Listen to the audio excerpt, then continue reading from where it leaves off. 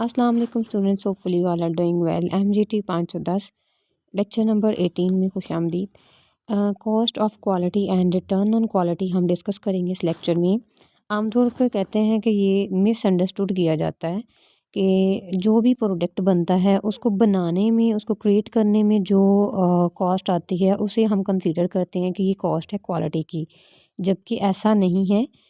कोई भी जो प्रोडक्ट हम क्रिएट करते हैं उसकी प्रोडक्ट और जो सरफेस मतलब जो नहीं क्रिएट होता बेसिकली, जो हमें दोबारा से क्रिएट करना पड़ता है, हमें वो कॉस्ट पड़ती है। और वो जितनी दफ़ा उसको रीडन करते हैं हम लोग, उतनी ही दफ़ा जो है वो उसकी कॉस्ट इंक्रीज़ होती है। So basically it is not the cost creating the product और the service. Every time when we rework and redone that product, the quality is cost of quality increases. So obviously इसकी examples जो हैं वो हम discuss करते हैं। कहता है रीवर्किंग ऑफ मैन्युफैक्चरिंग आइटम, जो मैन्युफैक्चरिंग बंद हो रही है, जो यानी जो प्रोडक्ट ऑलरेडी बन रहा है उसके ऊपर जब हम मज़ीद दोबारा से हमें काम करना पड़ता है, रीवर्क करना पड़ता है, तब रीटेस्टिंग होती है असेंबली के ऊपर, रीबिल्डिंग टूल्स होते हैं, करेक्शन होती है बैंक स्टेटमेंट्स की। फिर इसके अलावा जो है जो भी रीवर्किंग होती है किसी भी सर्विस के ऊपर, रीप्रोसेस करना है, लोन ऑपरेशन या रिप्लेसमेंट करनी है food order in a restaurant या एनी प्रोडक्ट जिसको हम बार बार चेंज कर रहे हैं, तो बेसिकली हमें इस पे कॉस्ट पड़ती है। So this is called the cost of quality. In short कहता है any kind of any cost that would not have been expanded if quality were perfect contribute to the cost of the quality। so यानी मुख्तसर हम इसको क्या कहते हैं, यानी कि जो भी हमने प्रोडक्ट बनाया है उसमें अगर कोई डिफ़ेक्ट है उसकी मैन्युफैक्चरिंग में, हमने उसको दोबारा उसको स्टैंडर्डाइज करने के लिए दोबारा उसके ऊपर जो कॉस्ट लगाई है, जो पैसा लगाया है, that is called the cost of quality. Next है हमारे पास टोटल क्वालिटी कॉस्ट। इसमें हमारे पास 3 पॉइंट्स दिए गए हैं। कहता है investing the prevention of non conformance of the requirement, appraising a product service in conformance to requirement और failing to meet the requirement. इसको हम एक्सप्लेन कर लेते हैं कि क्या बात की है बेसिकली। कहते हैं investing in the prevention of non conformance requirement, इसका मतलब ये है कि वो तमाम स्टेप जो हमने किसी भी प्रोडक्ट या सर्विस को, जो नेसेसरी स्टैंडर्ड था, स्पेसिफिकेशन जो थी एक प्रोडक्ट की, वहाँ तक लाने के लिए हमने जो स्टेप्स किए उसको हम कहते हैं investing the prevention of non conformance to requirements. यानी इसमें क्वालिटी कंट्रोल चेक शामिल होगा, एम्प्लॉय की ट्रेनिंग होगी, प्रोसेस की इम्प्रूवमेंट होगी। नंबर 2 पे उसने हमें कहा है कि अप्रेजिंग अ प्रोडक्ट और service for confirmation to requirement involve.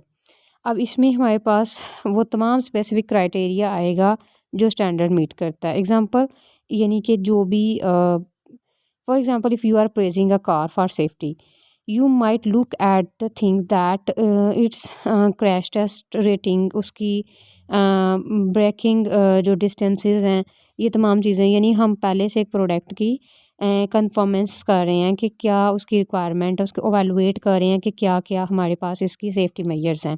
Number 3 में कहता है falling to meet the requirement means that a product और a service does not meet the necessary standards. अब इसमें क्या होता है, कहते हैं this can be happen for the many reasons. हो सकता है पुअर क्वालिटी हो सकती है, इनसफिशिएंट एम्प्लॉय ट्रेनिंग हो सकती है। तो उसको करेक्ट करने के लिए जो स्टेप्स लिए जाते हैं, एक जो स्टैंडर्ड है बेसिकली उसको मीट करने के लिए, तो ये हमारे पास इसकी 3 तरह से यानी कॉस्टें आई। पहले नंबर पे हमने उसकी मेजरिंग की स्टैंडर्डाइज करने के लिए, नॉन कन्फर्मेशन से बचने के लिए रिक्वायरमेंट जो भी थी उसमें ट्रेनिंग्स वगैरह शामिल होगी, उस पर हमने पैसा लगाया। देन हमने इसके ट्रेल्स लिए, यानी हमने उस पे एक्सपेरिमेंट्स करके उसके ट्रेल्स लिए, उसकी प्रोडक्ट की नॉलेज के लिए कि ये हमारे पास इसकी कितनी यानी कि वो आ रही है।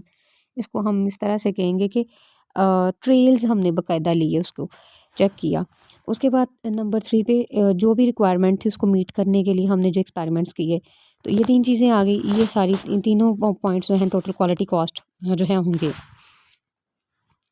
फर्दर कहता है क्वालिटी कॉस्ट जो है जनरल डिस्क्रिप्शन इसकी क्या है, प्रिवेंशन कॉस्ट है, फेलियर कॉस्ट है, इंटरनल फेलियर को हो सकता है, अप्रेजल कॉस्ट हो सकती है, एक्सटर्नल फेलियर कॉस्ट हो सकती है। तो ये सारी चीज़ें जो है ये इंपॉर्टेंट है, पेपर में एग्ज़ाम के पॉइंट ऑफ व्यू से लॉन्ग क्वेश्चन आया हुआ है बहुत सारे स्टूडेंट्स को। सो आई हैव डिसाइडेड कि मैं पहले इसको एक्सप्लेन कर लूँ लेक्चर नंबर 18 को।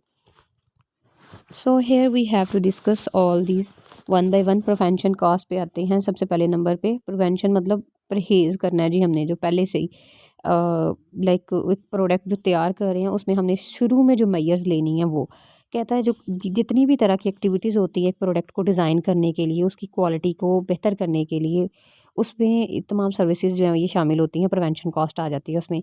न्यू प्रोडक्ट का रिव्यू लिया हमने, ठीक है, क्वालिटी प्लानिंग की, सप्लायर कैपेबिलिटीज़ के लिए सर्वे करवाए, फिर हमारे पास आया प्रोसेस कैपेबिलिटी का वैल्यूएशन का, क्वालिटी इंप्रूवमेंट टीम मीटिंग्स की, फिर प्रोजेक्ट्स जो हैं इनको इम्प्रूवमेंट किया, इसकी क्वालिटी को इम्प्रूव किया, एजुकेशन और ट्रेनिंग पे काम किया। ये हमारे पास आ गया सारे बेसिकली इसकी प्रिवेंशन कॉस्ट। देन आ जाए हमारे पास अप्रेजल कॉस्ट आती है। इसमें भी कॉस्ट होती है जो कि एवेलुएट करती है प्रोडक्ट और सर्विसेज की एश्योरेंस करने के लिए, यानी उसकी क्वालिटी को एश्योर कर रहे हैं हम, यकीन दहानी करा रहे हैं उस चीज़ की। इसमें क्या होगा, इसमें इंस्पेक्शन आ जाएगी, टेस्ट आ जाएंगे उसके परचेज मटेरियल के, और उसके बाद फाइनल इंस्पेक्शन टेस्ट होगा। अब फिर इसमें प्रोडक्ट का जो भी सर्विसेज हमने देनी थी वो इसमें ऐड हो जाएंगे, एसोसिएटेड होंगी सप्लाईज और मटेरियल्स के साथ ये चीज़ें। देन आ जाता है फेलियर कॉस्ट। अब फेलियर कॉस्ट क्या है, वो कॉस्ट जो कि resulting from the product to the service is not conforming the requirement and the customer user needs.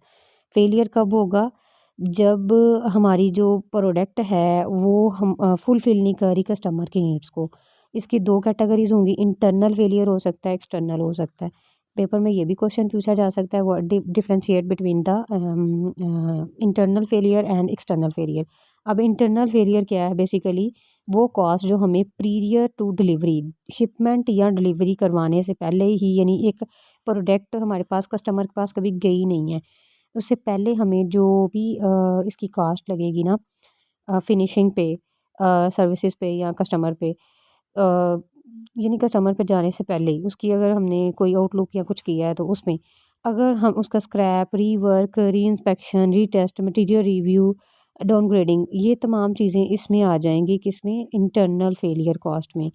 जबकि एक्सटर्नल फेलियर कॉस्ट में क्या होगा कि ये कब होंगी, जब डिलीवरी होगी और शिपमेंट हो जाएगी, यानी कस्टमर के पास आपकी प्रोडक्ट जा चुकी है, ड्यूरिंग और after furnishing the service to the customer. तो यहाँ पे प्रोसेसिंग हो सकती है, कस्टमर की कोई कंप्लेन हो सकती है, देन हमारे पास कस्टमर का रिटर्न हो सकता है, कोई वारंटी क्लेम हो सकता है, कोई प्रोडक्ट की रिकॉल वगैरह हो सकती है। तो यहाँ पे था जी हमारे पास बेसिकली टोटल क्वालिटी, इसकी जो भी कॉस्ट थी, जनरल डिस्क्रिप्शन जो थी वो। फर्दर उन्होंने इसको एक्सप्लेन किया है, कहता है कि टोटल क्वालिटी जो है ये बेसिकली सम है ऊपर दिए गए तमाम जो भी प्रोड्यूस किया एक भी प्रोडक्ट उसको डिलीवर करने तक की सर्विस तक। तो यहाँ पे हमारे पास कहता है कि डिफरेंस जो है एक्चुअल कॉस्ट का और प्रोडक्ट की सर्विसेज वगैरह का वो भी आ सकता है। और मज़ीद ये कि कौन सी चीज़ जो है, मतलब कौन से स्टैंडर्ड सर्विसेज जो हैं पॉसिबिलिटी हो कि ये जो कॉस्ट हमें क्वालिटी पे लगानी पड़ रही है वो कम से कम हो जाए, वो रिड्यूस हो जाए मैन्युफैक्चरर के लिए। फिर मज़ीद कहता है कि जब हम मेजर करते हैं रेवेन्यू जो प्रोड्यूस होता है प्रोडक्ट का फर्स्ट टाइम और एवरी टाइम, और actually be the return on the gates by the implementing the system quality. तो ये इसको हम हाईलाइट कर लेते हैं। ओके, हर टाइम हर दफ़ा जो भी हमारे पास प्रोडक्शन आ रही है उससे हमें जो रेवेन्यू जनरेट होता है वो बेसिकली सिस्टम की क्वालिटी, इसके इनपुट के बदले में आउटपुट हमें मिल रही है, ठीक है, बेसिकली ये है।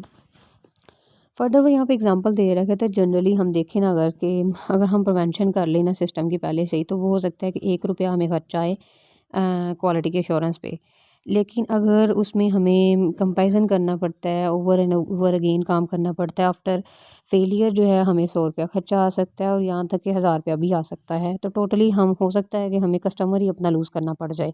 तो इसके लिए ज़रूरी है कि अल्टीमेटली टोटल वर्क जो है प्रोडक्शन के ऊपर किया जाए और फाइनेंशियली अकाउंटेबल तरीके से किया जाए, ताकि बिज़नेस की कॉस्ट जो है वो भी एक तो इसमें क्वालिटी की कॉस्ट कम आए, दूसरा हमारा जो कस्टमर है वो भी जो है हमारे साथ लॉन्ग टर्म के लिए रिलेशन में आ जाए। और फर्दर लास्ट लाइन जो है उसमें उसने कहा है जनाब कि क्वालिटी एक कॉन्टीन्यूस जर्नी है, hence it's not the distinction, ये कोई मंजिल नहीं है बल्कि ये चलने वाली एक जर्नी है, लाइफ टाइम चलेगी। ठीक है जी, यहाँ पे हमारा लेक्चर नंबर 18 जो है वो कंप्लीट हो गया और यहाँ तक ही हमारा जो मिड का कोर्स था वो कंप्लीट हो रहा है। Thank you so much for watching this video. Channel को सब्सक्राइब कर दें अगर अभी तक आपने सब्सक्राइब नहीं किया, बेल आइकन को प्रेस कर दें एंड देन लाइक का बटन भी दबा दें।